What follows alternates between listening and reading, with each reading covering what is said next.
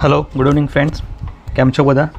I hope तमे बधामां અને fine છો. અને ફાઇનલી આપણો જે વેટ હતું એ પૂરું થઈ ગયું. આપણે બધાની જે વેઇટિંગ હતું પેપર કેવું હશે તો ફાઇનલી પેપર લેવાઈ ગયું. આપણે બધા પરીક્ષા આપીને આવ્યા જ છીએ.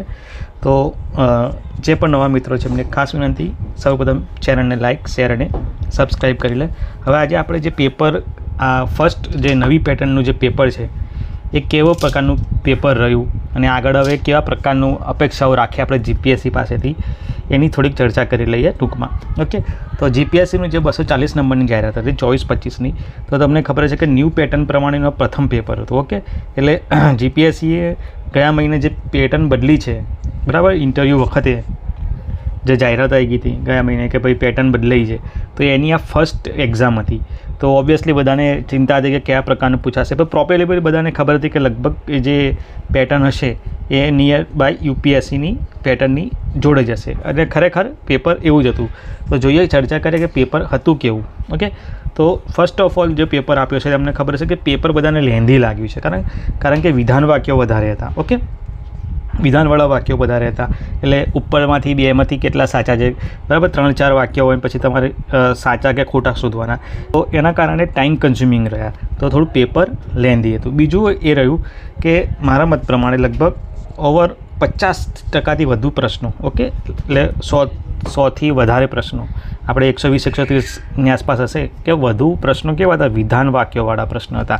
એટલે 1, 2 કે 3 સાચા છે, 2 કે 3, 4 સાચા છે, 1 સાચું છે.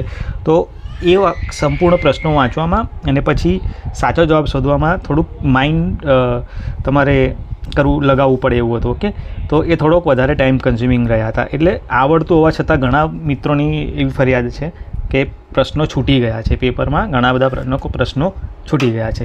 હવે પેપર લેન્ધી હતું, વિધાનવાળા વાક્ય હતા, પણ વન લાઇનર્સ ક્વેશ્ચન હતા એ ઓછા હતા. અને એ પણ કેવા હતા, વન લાઇનર્સ ક્વેશ્ચન જે હતા એ સીધા પૂછાયા હતા કરંટ અફેરમાંથી. ઓકે, કરંટ અફેરના જે પ્રશ્નો હતા એ સીધા પૂછાયા હતા વન લાઇનર ટાઈપના. ઓકે, એટલે એ બહુ શું કહેવાય, તમને ટાઈમ કન્ઝ્યુમિંગ નહોતા, પણ જે વિધાન વાક્યવાળા પ્રશ્નો હતા એ ખૂબ જ ટાઈમ કન્ઝ્યુમિંગ રહ્યા. ઓકે, ગણિતના પ્રશ્નો મોટા હતા અને એ પણ તમે જુઓ કે બહુ ટાઈમ કન્ઝ્યુમિંગ હતા. માઇન્ડ અપ્લાય કરવા માટે, તમારે એનો જવાબ લાવવા સુધી પહોંચવા માટે. અને જેણે ગણિતના પ્રશ્નો કરવાનો ટ્રાય કર્યો છે મોટે ભાગે એમના પ્રશ્નો છૂટી ગયા છે, મને એવું લાગે છે. ઓકે, તો એક લેન્ધી પ્રોસેસ રહી છે જવાબ લાવવાની ગણિતના પ્રશ્નોમાં. રિઝનિંગ હતું પણ રિઝનિંગ એટલું બધું નહોતું, અને રિઝનિંગનું પણ પેપર સ્ટાઇલ પ્રમાણે થોડુંક લેન્ધી જ હતા. ઓકે, હવે અહીંયા મોટાભાગના પ્રશ્નો જે આપણે વિધાન વાક્યવાળા હતા, ઓકે, તેમાં એલિમિનેશન પદ્ધતિ કામે લાગે એવી હતી, બરાબર. એટલે કે તમે એક સાચું અથવા એક ખોટું શોધી લો ને, તો તમને ત્યાંથી જ બીજા ઓપ્શનોમાં એ બાદ કરતાં તમને સાચો જવાબ તરત મળી જાય એવો હતો.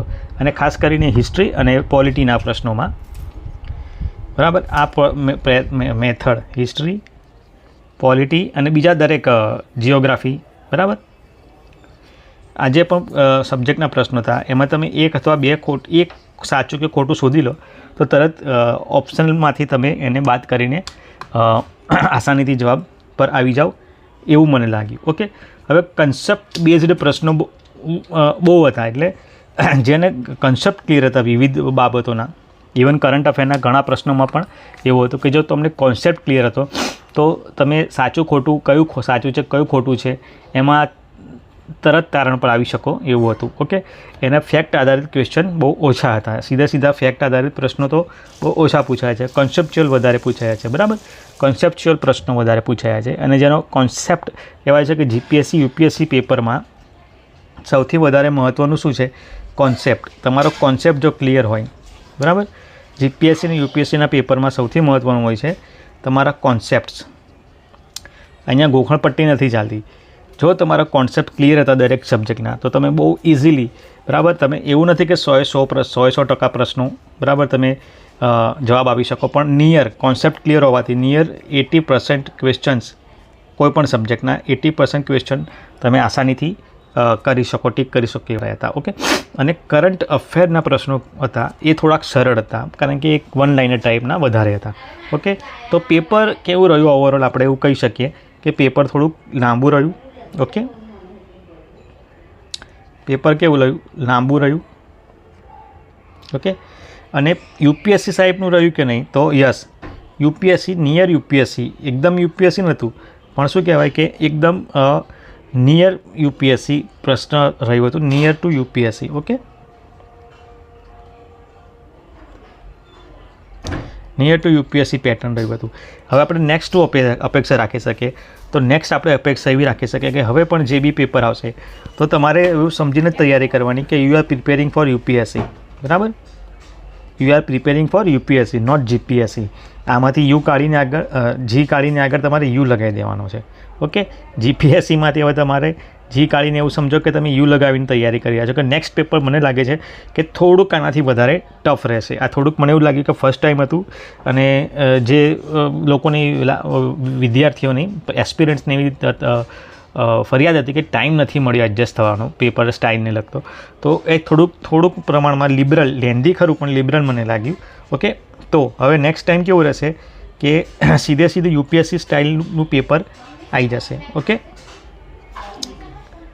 તો હવે તમારે એ સમજવાનું છે કે હવે તમારે તૈયારી કેવી રીતે કરવી. તો નેક્સ્ટ લેક્ચરમાં હું તમને સમજાવીશ કે હવે આપણે કેવી રીતે તૈયારી કરવી, જીપીએસસીના, યુપીએસસીના ધ્યાને લઈને કેવી રીતે તૈયારીઓ કરવી જોઈએ. ઓકે, તો review as usual, paper lengthy હતું, કોન્સેપ્ચ્યુઅલ હતું અને થોડુંક યુપીએસસી નિયર બાય યુપીએસસી. ત્રણ આપણે આ રિવ્યૂમાં આપણે સમજ્યા કે પેપર કેવું હતું. એક તો લેન્ધી હતું, બરાબર, એક તો કોન્સેપ્ચ્યુઅલ હતું અને નિયર યુપીએસસી હતું, LCU. ઓકે, તો હવે નેક્સ્ટ લેક્ચરમાં આપણે ચર્ચા કરીશું કે આપણે કઈ રણનીતિ અપનાવવી જોઈએ મારા પ્રમાણે. ઓકે, તો એ પહેલાં આપણે હવે છૂટા પડે એ પહેલાં દરેક મિત્રોને જે પણ વિડીયો જોવે છે એને ખાસ વિનંતી કે ચેનલને લાઇક, શેર અને સબસ્ક્રાઈબ કરે અને બીજા મિત્રો સુધી પહોંચાડે. અને કોમેન્ટ બોક્સમાં તમે કેટલા અટેમ્પ્ટ કર્યા, તમારી સિરીઝ કઈ હતી અને તમે કેટલા અટેમ્પ્ટ કર્યા ક્વેશ્ચન એ જણાવજો.